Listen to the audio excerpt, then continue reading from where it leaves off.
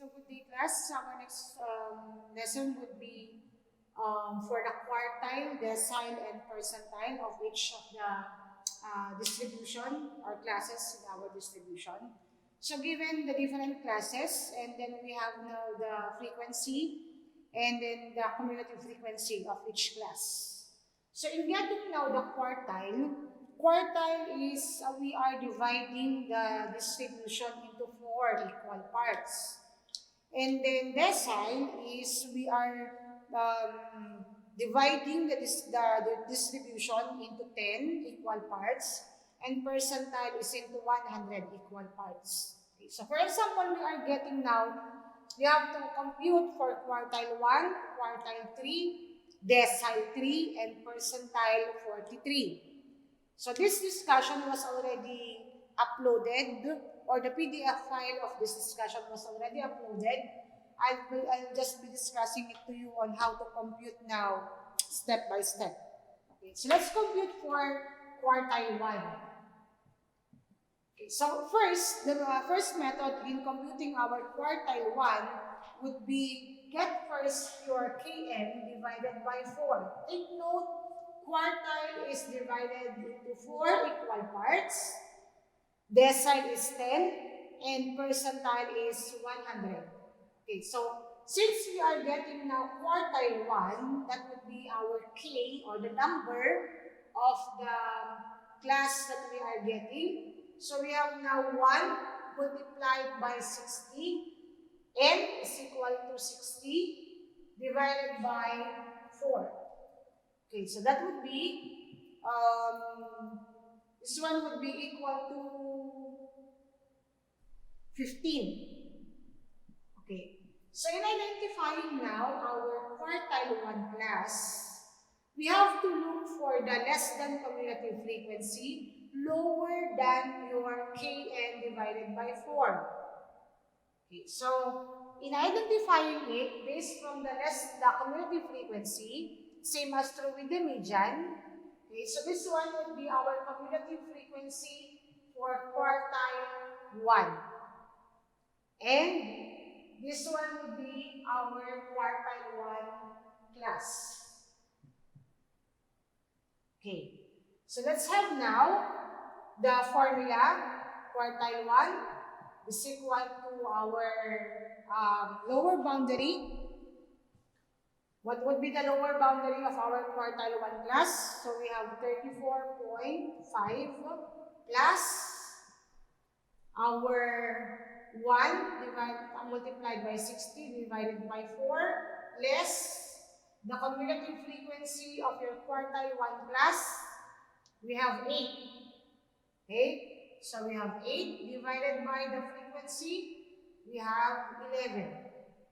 Frequency of our quartile 1 class is 11. Multiplied by the class interval, that is 12.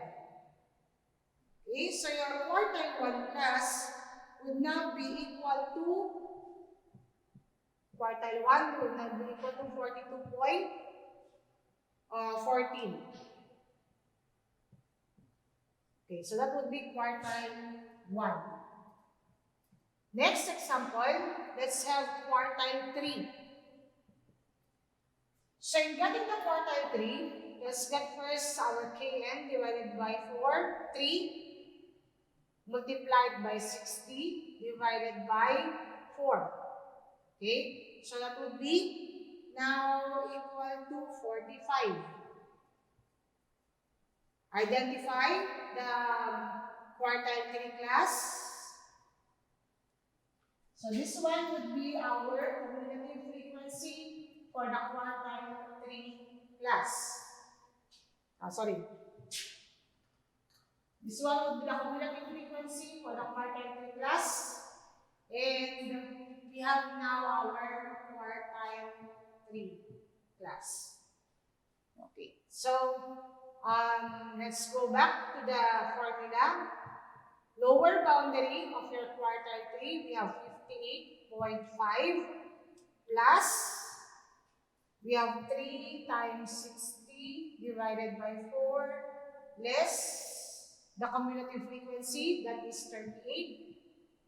divided by the frequency, that is 14.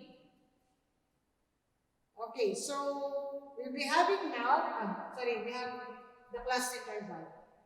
Our quartile 3 class would now be equal to 64.50. So that is quartile 3. Okay, so next, we'll be discussing decile. So decile now is, we are dividing the distribution into 10 equal parts. So let's compute for decile 3. Okay, so decile 3 is equal to our kn divided by 10. Okay, so we have 3 multiplied by 60 divided by 10. In order for you now to get our decile 3, so we have 18. Okay, so let's identify. This would be our cumulative frequency, and we have our decile 3 class. So let's go to the formula. Lower boundary of your decile 3, we have 34.5 plus, that would be 18, less the cumulative frequency divided by 11, the frequency multiplied by 12. Okay, so our decile 3 would now be equal to 45.41. That would be for decile. Okay, so how about the percentile? Let's look for percentile 43. So 43 multiplied by 60 divided by 100. So we have 28.5. That would be for decile. 25.8. We have 25.8. Okay, so next, look for our cumulative frequency, 25.8. So this would be our cumulative frequency, and this one would be our percentile 43. Okay, so the lower boundary would now be equal to 46.5 plus 28.5 less the cumulative frequency, we have 19. Frequency of the percentile 43 plus multiplied by 12. Okay, so percentile 43 would now be equal to 50.80.